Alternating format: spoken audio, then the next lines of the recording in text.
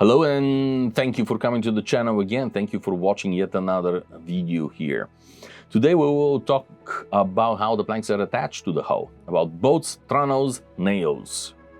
Because quite often I see a certain mixture and uncertainty in this. In fact, I wish I could say that it is only limited to entry-level ship modelers. It is not. This debate seems to be going on even in the field among archaeologists or archaeologists of the previous generation who drew large conclusions based on utter lack of knowledge of what was happening and how traditions developed. Returning to it, there really are two types of fasteners. There are two ways that you can attach a plank to a frame. You can nail it, which is the simplest. Nails, iron nails, have very high strength and holding power in proportion to their size. Both nails, of course, ship nails, are always with a square shank. They were prepared usually in the dockyards, in the shipyards by the blacksmiths. Their initial strength is very high. The problem is that as the vessel ages, nails begin to rust, and in the process of rusting, their size decreases, while the hull obviously does not shrink around them.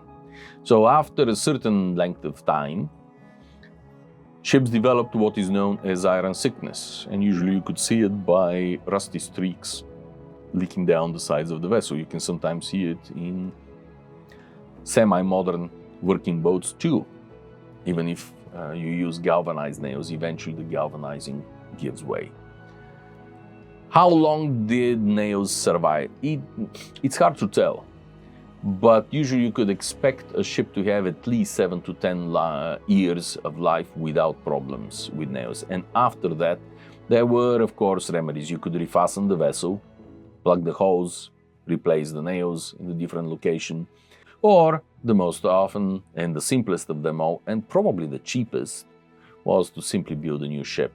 Break up the old one, reuse whatever timber can be used, the rest of the timber sell for other purposes, construction, firing, whatever, and build a new ship. This was the most useful. Metal fasteners have a very long history. They were used throughout the Mediterranean and Iberian Peninsula all the time into modern times. This is a long-established tradition. Certain academician, let's say, academic, drew huge conclusion based on this. He even wrote a book on ships and social history, archaeology of ships, etc., in which he discusses exactly this, that you see, the use of iron fasteners is symbol of the decline of Venice in the 16th century, because archaeology has demonstrated that the Venetian ships that ended up in service with the Spanish Armada were all iron fastened. The problems are twofold. In the 16th century, Venice was actually the height of its power and it was not declining at all. Let's not forget this is immediately after Venice defeated the Ottoman Navy and stopped their westwards expansion. So hardly symbol of decline. Their trade was actually expanding and continued to expand into the 17th century. And more importantly than this, this is disregarding the long-standing tradition of using metal as fasteners in the Mediterranean that goes all the way back to ancient times. The alternative to the nails. Nails are also used, of course, on clinker vessels, like this one. And it is possible to do it with trunnels, with wooden pegs, of course. There are some clinker vessels from the southern Baltic, what's today Poland and that area, where you see the planks fastened together with wooden pegs, split and with wedges driven on both ends. But it is much more often found in the archaeological effort to see nails. All the Viking ships, all the medieval vessels with clinker construction, it really yields best to using iron for the purpose. Whether it is rivets or clenched nails, doesn't really matter, but it is iron fastened. With the introduction of carvel planking in the north particularly, in the North Sea, in the Baltics, we see shift away from nails. Bolts, iron bolts are still used to fasten the wales in major ends of planking, in construction, but we do see mostly trunnels, usually about 2 trunnels per plank, holding it to each frame. The trunnel is essentially a dowel. It's a piece of wood. This is where the apprentices, the carpenter's apprentices, began their training, by producing dowels. You drill a slightly smaller hole through the plank and through the timber with an auger. Then you whittle the end of the trunnel to where you can stick it into the hole. And after that, with mollets, it is driven into it. As it expands with water, and as the hole is tighter than the fastener itself, most trunnels that I have recorded in my history, regardless of the size of the vessel, are about 30 millimeters diameter. The reason behind it, of course, is that what holds the timbers together, what gives the holding power to the trunnel, is the resistance that it creates. And you can't create resistance with infinitesimally small diameter. So no matter how large the vessel is, you have to have at least about 30 millimeter diameter. This is true for Vasa, this is true for Warwick, this is true pretty much for every wreck that I have ever encountered, including Black Sea wrecks. Although they are mostly iron fastened. Hardly surprising, considering that what is now Bulgaria was a major iron producer during the Ottoman period.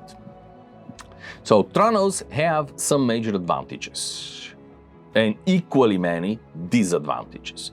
The advantage of the trunnel versus the nail is that the trunnel does not rust. Therefore, it does not change diameter. Therefore, it retains its holding power without diminishing and without beginning to leak. That is the theory behind it. So yay for all that. But the trunnel has another major disadvantage.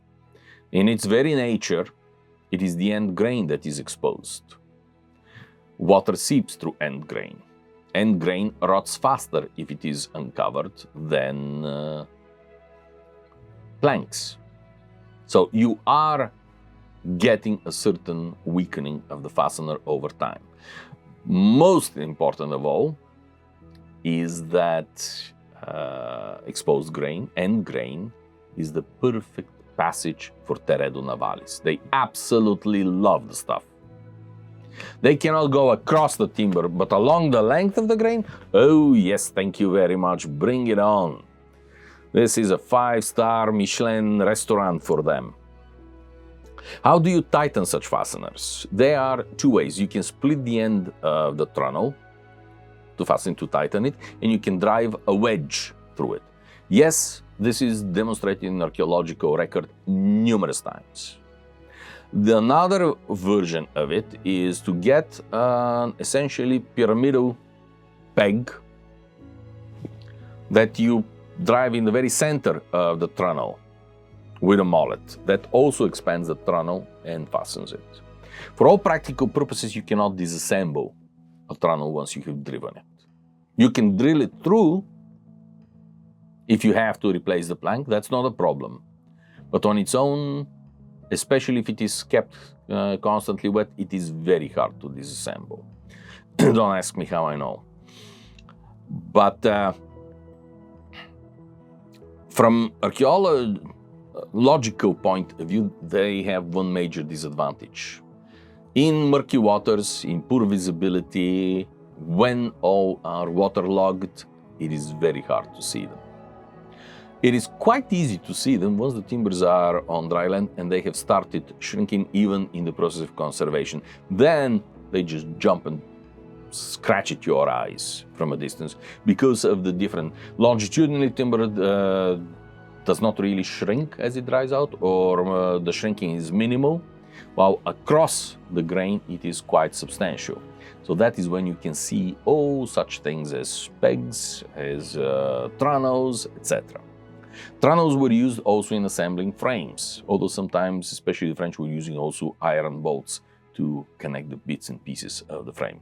Usually it was some kind of combination of the two. So with this, I will bring this video to an end.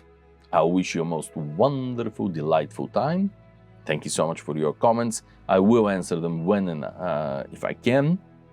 Thank you so much for sponsoring the channel. I really appreciate your generosity. Thank you, and I wish you a wonderful rest of your day.